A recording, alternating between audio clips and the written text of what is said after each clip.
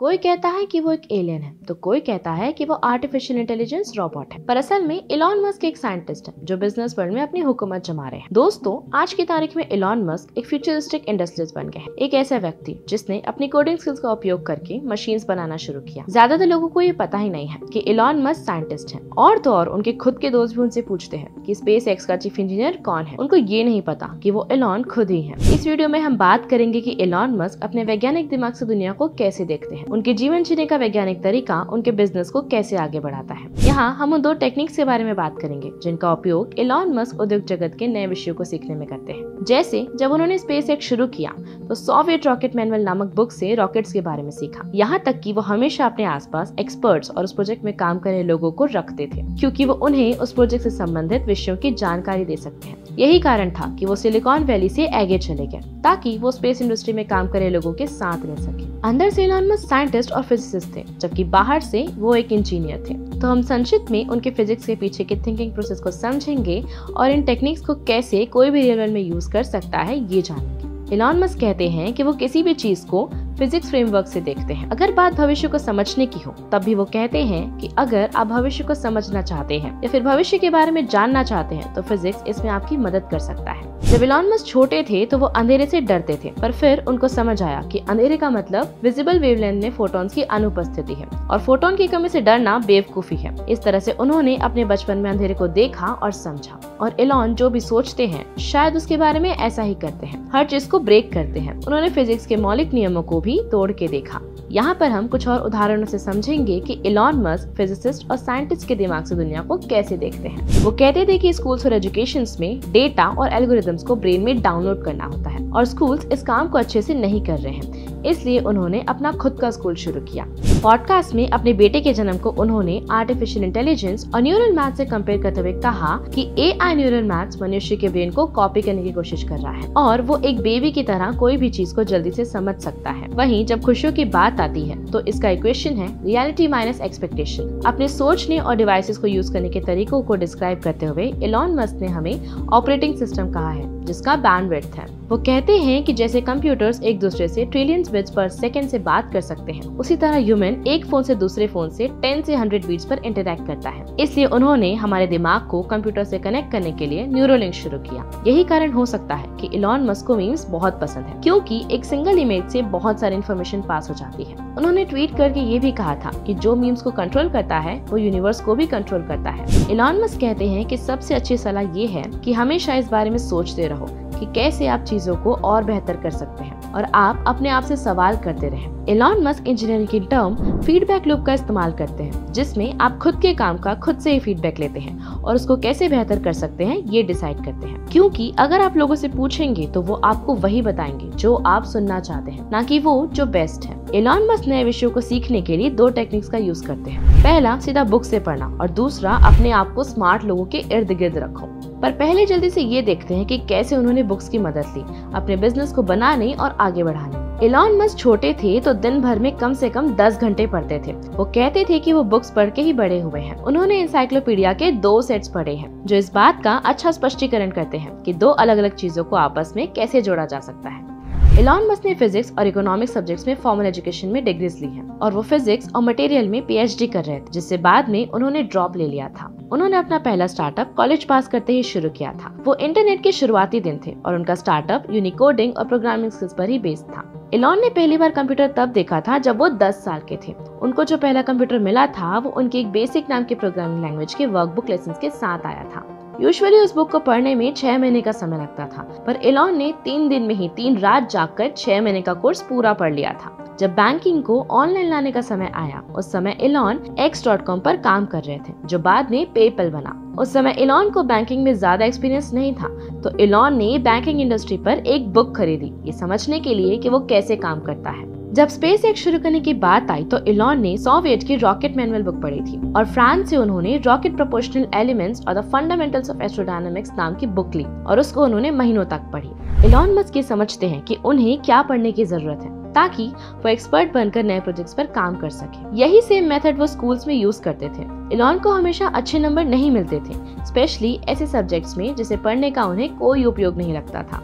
पर ऐसे सब्जेक्ट्स होते थे जो जरूरी होते थे, जैसे अफ्रीकन्स। उन सब्जेक्ट्स के लिए वो उतना ही पढ़ते थे जिससे उनको मिनिमम ग्रेड मिल सके, और वो ये बोलते थे कि उस टाइम का उपयोग वो वीडियो गेम्स खेलने, कोडिंग्स करने और बुक्स पढ़ने में यूज कर सकते हैं। और जब उन सब्जेक्ट्स की बात आती थी जो उनके लिए जरूरी थे, जैसे कि फिजिक्स और कंप्यूटर्स, तो इलॉन को सबसे ज्यादा ग्रेड्स मिलते थे। उनका फोकस उस चीज को पढ़ने में था जिसकी जरूरत है। ह्यूमैनिटी को आगे बढ़ाने और मानव जाति के अच्छा करने की उनकी सोच बुक से ही पढ़कर आई थी। न ही सिर्फ फाउंडेशन बुक से, बल्कि वो कॉमिक बुक से भी पढ़कर सीखते थे, क्योंकि कॉमिक बुक्स में वही कहानियां होती थी जो हमेशा दुनिया को बचाने के बारे में होती थी। भले ही इलॉन मस्क किताबें पढ़कर बड़े हुए थे, पर जब भी वो नए विषयों को पढ़ते थे तो अपने हाथों को गंदा करने से और एक्सपेरिमेंट करके चीजें समझने से नहीं डरते थे। आज के बच्चे जो स्पेस और रॉकेट से इंस्पायर होते हैं, वो अपने पेरेंट्स को अमेज़न पर जाकर उनके लिए लॉन्च करने के लिए रॉकेट किट्स खरीदवाने से नहीं डरते। पर इलॉन मस्क जो साउथ अफ्रीका में पले बड़े थे, उनका सिर्फ यूएस में अवेलेबल रॉकेट किट्स खरीदना भी बहुत मुश्किल था।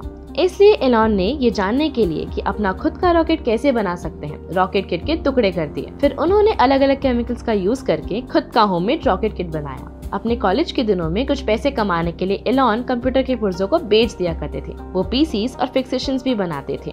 दूसरा तरीका जिससे इलॉन मस्क इंडस्ट्री के नए विषयों को पढ़ते और समझते थे, वो था कि अपने आप को स्मार्ट लोगों के इर्द गिर्द रखना, अगर उसके लिए उनको एक सिटी से दूसरी सिटी में मूव करना पड़े तब भी। पेपल को बेचने के बाद इलॉन मस्क सिलिकॉन वैली से एलए चले गए थे। ये इसलिए क्योंकि एलए इलॉन मस्क को स्पेस इंडस्ट्री के और नजदीक ले जा सकता था, जो पेपल के बाद उनका अगला एडवेंचर था। एलए के आसपास ऐसे कई सारे ऑर्गेनाइजेशंस हैं जो स्पेस से संबंधित हैं, जैसे यूएस एयरफोर्स, नासा एक्सेट्रा। उन्होंने अपने बहुत सारे एरोनॉटिकल वर्क यहाँ पर डेवलप किए हैं। वहाँ पर ऐसे बहुत सारे एक्सपर्ट्स हैं जिनसे इलॉन बात कर सकते हैं। एलए में सबसे पहला काम जो इलॉन ने किया वो था मार्स सोसाइटी ज्वाइन करना। इसका गोल मार्स में सेटल होना था। इसके लिए सोसाइटी में पहले से ही इसका काम चल रहा है और आर्कटिक में उनका एक रिसर्च सेंटर भी है। इलॉन को उन वैज्ञानिकों से मिलने का मौका भी मिला जो नासा के लिए मार्स मिशन पर काम कर रहे थे। उनमें से कुछ को इलॉन ने स्पेस इंडस्ट्री में काम करने और पढ़ाने के लिए तैयार करने के लिए हायर किया गया। अपने आप को बुक्स और एक्सपर्ट से घिरे हुए उन्होंने स्पेस इंडस्ट्री में अपना कदम रखा। ये वही सेम तरीका था जो उनके कजिन्स अपने सोलार बिजनेस के लिए यूज कर रहे थे। इलॉन के कजिन ने सोलार टेक्नोलॉजी और इंडस्ट्री को पढ़ने में 2 साल बिताए। वो इवेंट्स में जाते थे, रिसर्च रिपोर्ट्स पढ़ते थे और लोगों का इंटरव्यू लेते थे। सोलार सिटी बाद में टेस्ला का हिस्सा था। उसे शुरू करने के लिए उन्होंने वही सेम टेक्निक्स का यूज किया जो इलॉन ने स्पेस इंडस्ट्री का एक्सपर्ट बनने के लिए की थी। इलॉन मस्क ने स्पेस एक्स बनाने के लिए बहुत सारे इंजीनियर्स को हायर किया। यहाँ के सारे एम्प्लॉयज अपने फील्ड के विशेषज्ञ हैं और इलॉन को जब लगा कि वो उन एम्प्लॉयज के नॉलेज को एब्जॉर्ब कर सकते हैं, तो उन्होंने हर एक एम्प्लॉय का रॉकेट के जिस स्पेसिफिक पार्ट में वो काम कर रहे हैं उसके बारे में क्विज लिया। एक एम्प्लॉय का कहना था कि इलॉन मस्क तब तक आपके साथ क्विज खेल सकते हैं जब तक वो आपके नॉलेज का 90% खुद एब्जॉर्ब न कर ले।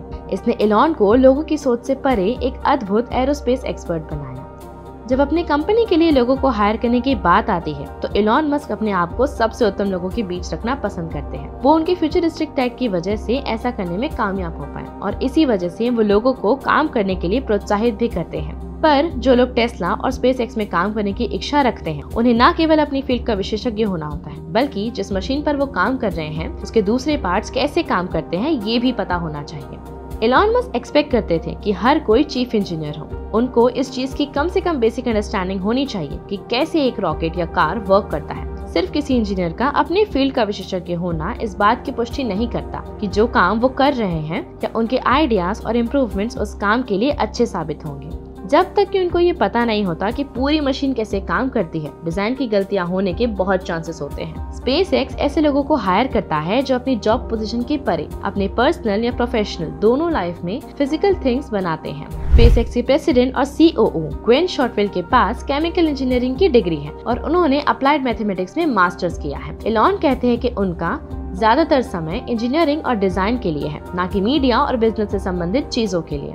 इससे ये क्लियर होता है कि स्पेस एक्स का दिन प्रतिदिन का काम इलॉन खुद क्लियर करते हैं। उनका काम रॉकेट्स डिजाइन करने के साथ साथ इंजीनियरिंग टीम्स को मोटिवेट करना भी है। इलॉन कहते हैं कि CFL ऑफिस में व्यक्ति को इंजीनियरिंग और डिजाइन फील्ड का होना चाहिए, ना कि फाइनेंस और मार्केटिंग का। उनके कंपनीज के फाइनेंशियल लोगों का भी इंजीनियरिंग बैकग्राउंड है। टेस्ला के CFL के पास इकोनॉमिक्स और मैकेनिकल इंजीनियरिंग और अप्लाइड मैकेनिक्स की डिग्री है। इलॉन ने खुद को श्रेष्ठ लोगों के आसपास रखने और हायर करने के चलते 2011 में SpaceX ने कैरेट वाइसमैन, जो कि एक रिटायर्ड नासा एस्ट्रोनॉट है, को हायर किया था। यहाँ तक कि उनके इन्वेस्टर्स भी इंजीनियरिंग बैकग्राउंड के होते हैं। टेस्ला के कुछ पहले इन्वेस्टर्स में से एक वेलर इक्विटी थी। उनकी विशेषता मैन्युफैक्चरिंग को और ज्यादा एफिशिएंट बनाने में थी। टेस्ला के ऑपरेशंस के MD टिम वॉटकिंस के पास इलेक्ट्रिकल इंजीनियरिंग और इंडस्ट्रियल रोबोटिक्स की डिग्री है। हर कोई एक इंजीनियर है। अगर आपको भविष्य पढ़ना और प्रेडिक्ट करना है तो फिजिक्स के पीछे की सोच को समझे। ये इलॉन की लोगों को सलाह होती है जब भविष्य में जॉब करने और क्या पढ़ने की बात आती है तब। इलॉन कहते हैं कि वो फिजिक्स के टूल को जितना ज्यादा हो सके उतना ज्यादा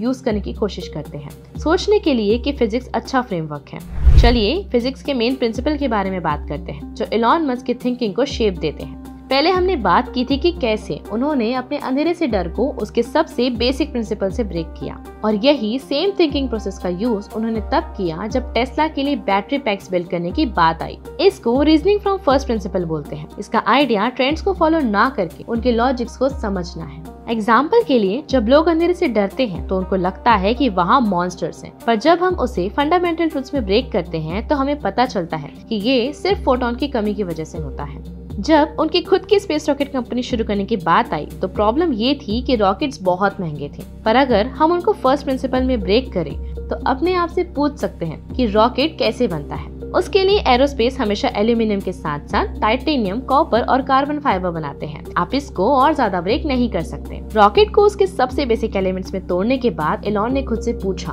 कि कमोडिटी मार्केट में उनकी कीमत क्या होगी, और आपको जान के आश्चर्य होगा कि उसकी कीमत रॉकेट की कीमत का सिर्फ 2% थी, वो भी फ्यूल की कीमत के साथ। रॉकेट्स के इतने महंगे होने का कारण ये था कि उसके पार्ट्स बनाने में बहुत सारी कंपनीज का हाथ होता है और हर एक कंपनी खुद का प्रॉफिट जोड़ती है। कुछ ऐसी भी कंपनीज हैं जो पार्ट्स बनाने वाली कंपनीज को भी मटेरियल सप्लाई करते हैं। इस तरह से कीमत बस बढ़ती चली जाती है। इस तरह से फर्स्ट प्रिंसिपल रीजनिंग से चीजों के लिए बहुत एफर्ट करना पड़ता है, क्योंकि आपको उस सब्जेक्ट में अच्छी अंडरस्टैंडिंग होनी चाहिए। पर इस तरीके से आप और बेहतर परिणाम के साथ साथ सही मायने में सक्सेसफुल हो पाएंगे, क्योंकि हर चीज को नए सिरे से शुरू करेंगे और उसका समाधान निकालने में सक्षम होंगे। SpaceX next generation rocket company है, क्योंकि वो इन हाउस अपने खुद के रॉकेट्स बनाते हैं। वो किसी बाहरी सप्लायर पर रिलाय नहीं करते हैं। इलॉन कहते हैं कि हर समय कहीं ना कहीं आप गलत होते हैं और हर बार आपकी ये कोशिश होनी चाहिए कि अगली बार आप उससे कम गलत हो। भविष्य को देखने और पढ़ने की कोशिश करें और अपने पहले प्रेडिक्शन से सीखकर और एडजस्टमेंट्स करके अगली बार गलतियों को सुधारने की कोशिश करें।